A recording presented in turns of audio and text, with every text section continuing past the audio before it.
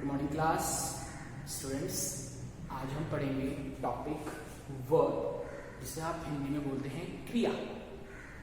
Class आप जैसे अपने घर से इस टाइम में बोल रहा हूँ तो क्या ये क्रिया हो गई, वर्ब हो रहा है, मैं कुछ कर रहा हूँ।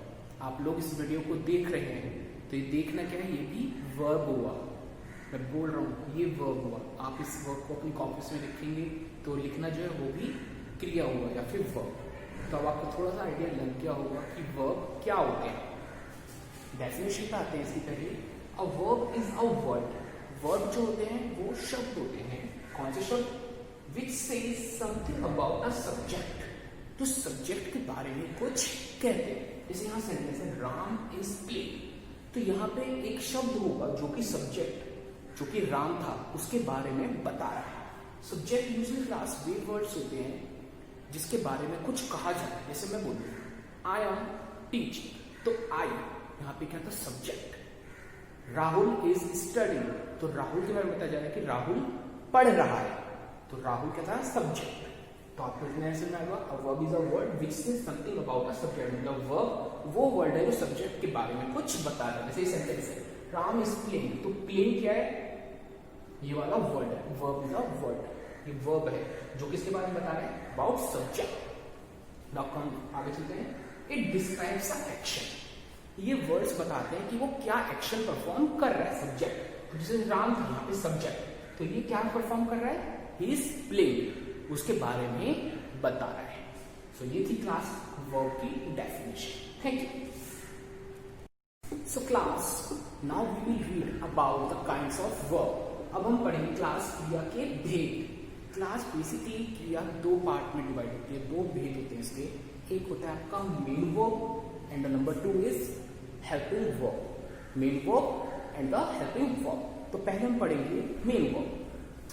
The verb which is of main importance, वो वर्ब जो कि मेन इंपॉर्टेंस के ज्यादा इंपॉर्टेंट है किसमें, in the sentence is called main verb. मतलब सेंटेंस में वो वर्ब जो कि बहुत इंपॉर्टेंस का है वो क्या कहलाता है, आपका मेन वर्ब। आइए इसके एग्जांपल पढ़ते हैं। आई रीड, रीड से पता चल रहा है कि आई जो है सब्जेक्ट जो है वो क्या कर रहा है, पढ़ रहा है। काइट फ्लाई, पता चल रहा है पतंग उड़ रही है। राम ईट्स, पता चल रहा है कि राम खा रहा है। अगर क्लास कोई सेंटेंस हो जो मैंने आपको बताया हेल्पिंग वर्ब, अब हम उसके बारे में पढ़ेंगे। So students now we will read about helping verb. मैंने आपको बताया था काइंड्स ऑफ वर्ब, पहला प्रिंसिपल वर्ब या फिर मेन वर्ब जिसे हम बोलते हैं, और दूसरा helping verb. Now come to helping verb. The verb which helps the main verb is called helping verb. Definition से पता चल रहा है कि वे वो वर्ब होते हैं जो मेन वर्ब की हेल्प करते हैं। अब पढ़ते हैं हम एग्जाम्पल के हेल्प से वो किस तरह से ये वर्ब की हेल्प करते हैं, मेन वर्ब की ये हेल्प करते हैं। आई एम रीडिंग, रीडिंग आपका मेन वर्ब है, पता चल रहा है। बट रीडिंग पास्ट में भी हो सकती है, फ्यूचर में भी कर सकता है वो। आप बोलना चाहो कि मैं कल पढ़ूंगा, मैं अभी पढ़ रहा हूं, या मैं कल पढ़ चुका, तो क्या है, आप पढ़ जो वर्ड है ये तीनों में रिपीट हो रहा है, बट पता नहीं चल पाएगा कि कौन से में बताना, प्रेजेंट में हो रहा है, फ्यूचर में होगा या पास्ट में होगा।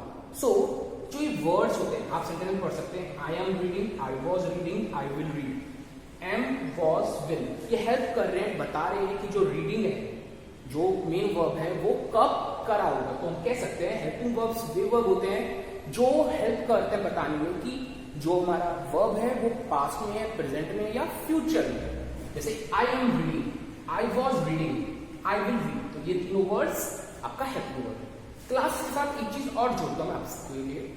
अगर किसी सेंटेंस में वर्ब ही नहीं हो, मेन वर्ब ही ना हो, उससे पता चले कि क्या कर रहा है सब्जेक्ट, तो जो आपका हेल्पिंग वर्ब है वो ही मेन वर्ब भी होगा।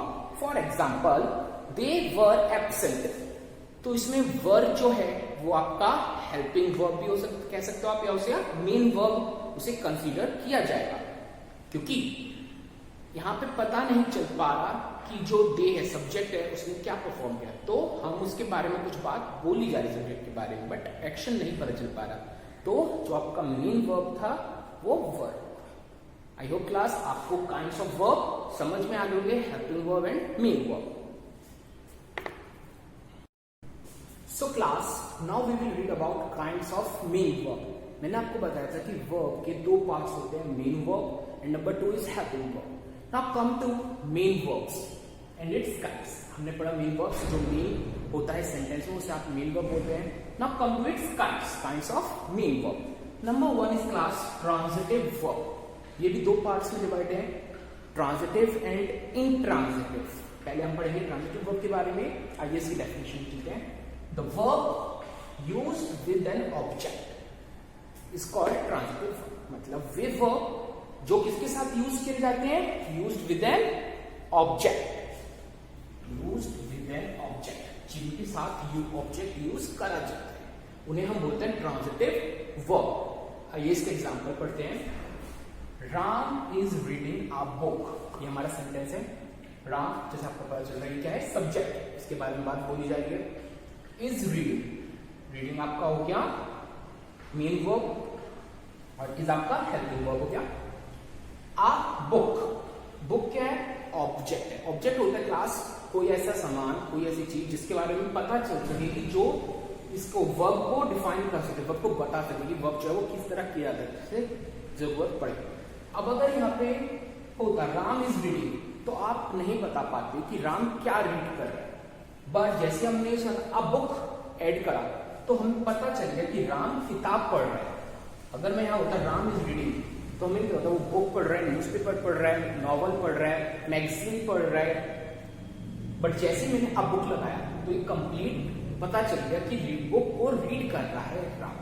तो ये आपको कहलाते हैं ट्रांजिटिव वर्ब, जिनमें ऑब्जेक्ट की जरूरत होती है या ऑब्जेक्ट होता है। सो क्लास, अब हम आ गए हैं लास्ट टॉपिक पे of chapter verb. Now comes to second kind of main verb, that is intransitive verb. Class, मैंने भी आपको बताया था कि ट्रांजिटिव वर्ब्स में होते हैं जिनके साथ ऑब्जेक्ट यूज किया जाता है, जिनके साथ ऑब्जेक्ट आता है जिन सेंटेंसेस में, वो वर्ब ट्रांजिटिव कहलाते हैं बस। और इंट्रांजिटिव वर्ब होते हैं the verb used without an object. Way verb जिनमें ऑब्जेक्ट की जरूरत नहीं होती या ऑब्जेक्ट नहीं आता जिन सेंटेंसेस में, उन्हें हम बोलते हैं intransitive verb. Ram is reading, मैंने पहले इस ट्रांजिटिव में बताया था Ram is reading a book, पता चल रहा था कि राम किताब पढ़ रहा है। बट आप इस सेंटेंस में देखोगे सब्जेक्ट के बारे में वर्ब भी दे दिया, बट ये नहीं बताया कि वो क्या पढ़ रहा है। Ram is reading, he can read newspaper, magazine, book, comics, कुछ भी वो पढ़ सकता है। तो हमें नहीं पता चल पा रहा कि वो क्या पढ़ रहा है। तो ये वो वर्ब हुए use without an object, object का यूज नहीं हुआ, तो ये आपके कैंसिल कहलाता है इंट्रांजिटिव वर्ब। सो दोनों में दो खाली डिफरेंस इतना है, एक के साथ ऑब्जेक्ट यूज करा जाता है, वहीं दूसरे के साथ ऑब्जेक्ट यूज नहीं करा जाता। क्लास, सो हमने पूरा चैप्टर वर्ब के बारे में जल्दी से फटाफट एक रिकैप कर लेते हैं। Verb are the word that is something about a subject. Verb वे वर्ड्स होते हैं जो बताते हैं सब्जेक्ट क्या कर रहा है, क्या एक्शन परफॉर्म कर रहा है, जिसे हम हिंदी में क्रिया भी बोलते हैं। फिर हमने पढ़े kinds of verb, main verb and helping verb. Main verbs are the main verbs of the sentence. वे वर्ब जो कि सेंटेंस में मेन होते हैं उन्हें मेन वर्ब कहते हैं। जैसे राम इज ईटिंग, तो ईटिंग मेन वर्ब था। Helping verb helps the main verb in the sentence. जैसे राम विल रीड, राम पढ़ेगा, तो विल जो था वो बता रहा था कि राम फ्यूचर में पढ़ेगा, तो will was helping verb. Now we came on the kinds of main verb, transitive verb and intransitive verb. Transitive verbs way verbs थे जिनके साथ ऑब्जेक्ट आता है, जिन सेंटेंसेस में ऑब्जेक्ट भी आता है। जैसे Ram is reading a book, तो बुक ऑब्जेक्ट था। बट वही इंट्रांजिटिव वर्ब्स वे वर्ब होते हैं जिनके साथ ऑब्जेक्ट नहीं आता, जैसे राम इज रीडिंग, ऑब्जेक्ट नहीं आया। सो क्लास, ये था आपका चैप्टर वर्ब। आई होप आप सबको समझ में आया होगा। अगर आपको अभी कुछ प्रॉब्लम है, कोई क्वेरी है, तो कमेंट बॉक्स में जरूर मेंशन करें। इस वीडियो को लाइक करें, सब्सक्राइब करें। Thank you class.